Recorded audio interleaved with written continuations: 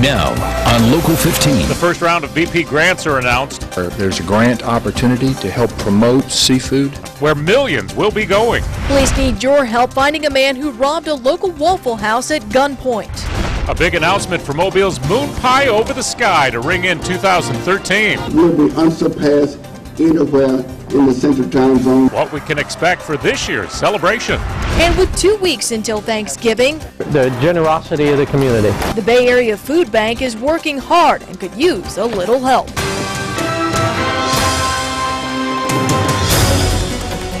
Breaking news, breaking weather. This is Local 15 News.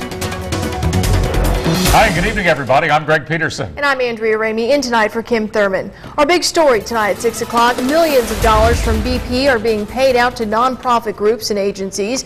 And tonight, we know which Gulf Coast groups and agencies will see the benefit. Now, this is the first round of grants from the Gulf Tourism and Seafood Promotional Fund, set up to help promote the Gulf Coast after the oil spill. Local 15's Frank Morales has been looking into where that money's going to go. Frank? Well, Greg, we're told 21 organizations across Alabama will split the more than $8 million. Many of those nonprofits and government agencies in our area just finding out about their approved grants today. It's early in the process. We've not yet seen the details. We look forward to seeing more of what the award entails. The Mobile Chamber of Commerce, just one of the 110 applicants chosen to receive millions from BP. Chamber Executive Vice President Bob Chappelle hopes their small businesses will see a return from the grant. There's a grant opportunity to help promote seafood, to bring that market back, to help our small businesses. And so we made an application through our Seafood Task Force. Mobile County nonprofits like Bayfest, the Dauphin Island Sea Lab, and Bellingrath Gardens are among those expected to receive grant money as well. In Baldwin County, the cities of Foley, Gulf Shores, and Orange Beach were among the government agencies given the final nod. The city of Orange Beach received a $500,000 grant.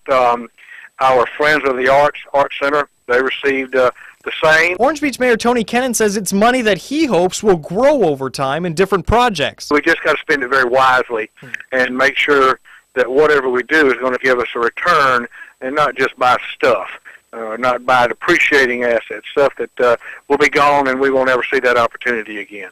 Kennan says BP money invested into the city is already helping to grow the area's tourism industry. I've been BP's toughest critic over the last 2.5 years, but at the same time, I want to give credit where credit is due.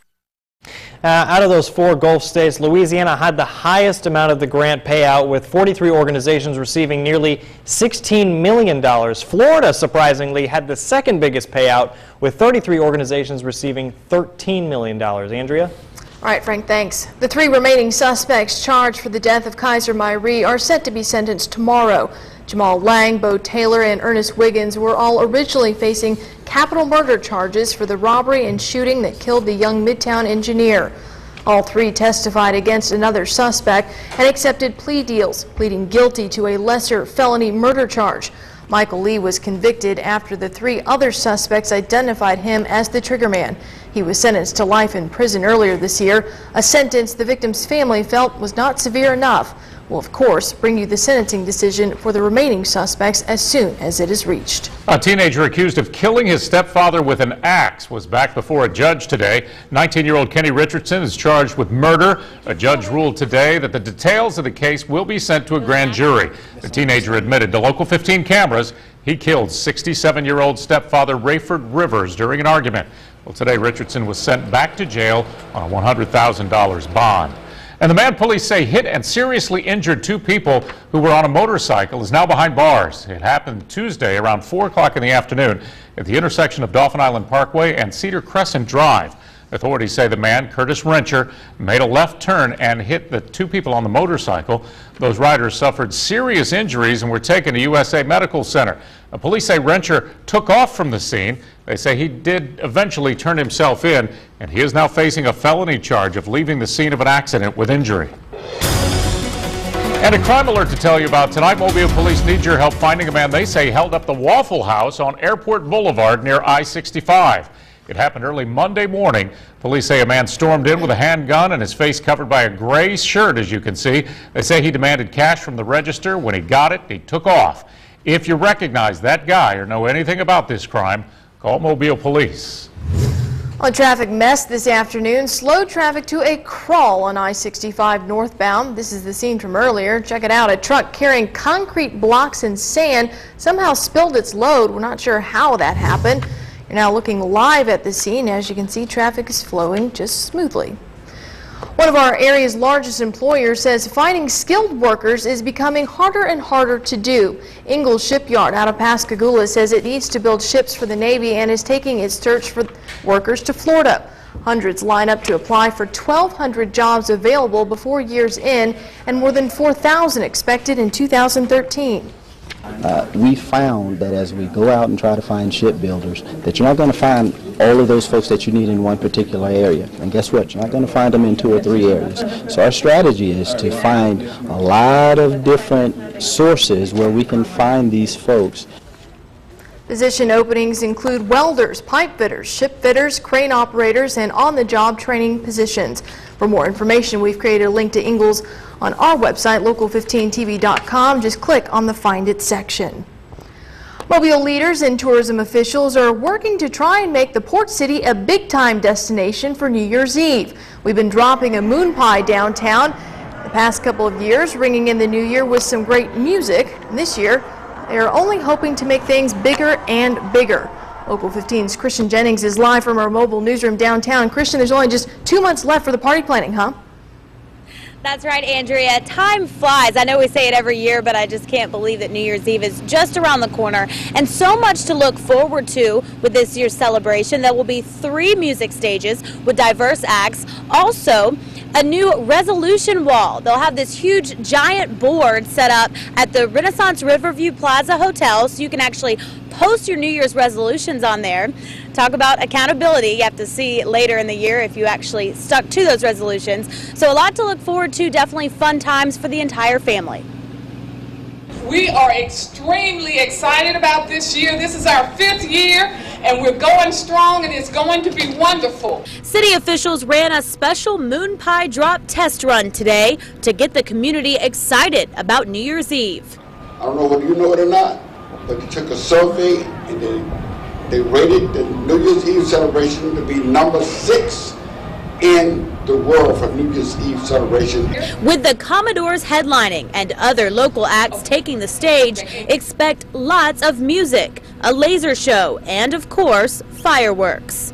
We have seen this great event go from less than 500 people to over 60,000 people last year. But why stop there? This year, officials expect 100,000 people to pack downtown Mobile streets and hotels. The economic impact, more than $5.1 million. A lot of people there were excited about the news that the Commodores were going to be the headlining act. They should put on a good show. Now, the events will start 5 p.m. New Year's Eve night, and then of course kicking things off with a Mardi Gras style parade. Of course we would have that here in Mobile. Reporting live downtown, I'm Christian Jennings, Local 15 News. All right, Christian, thanks. And if you can't wait for the Commodores, you can get your fill of some great music right now. The Frank Brown International Songwriters Festival is showcasing talent of all kinds now at the Floribama. Local 15's Darwin Singleton is right in the middle of it all tonight. Hello everyone, we are at the world famous Floribama Lounge at Perdido Key, and tonight is a very special night as they kick off the Frank Brown Songwriter Festival. And this is something that's been going on for many, many years. Songwriters and song lovers from all over the Southeast are here with us. Tonight's a very special night. It's a tribute actually to Larry Butler, and you'll be hearing a little bit more about him at 10 o'clock tonight. Larry, phenomenal songwriter, and well-loved by these songwriters, a songwriter, and he passed away, unfortunately, a few months ago.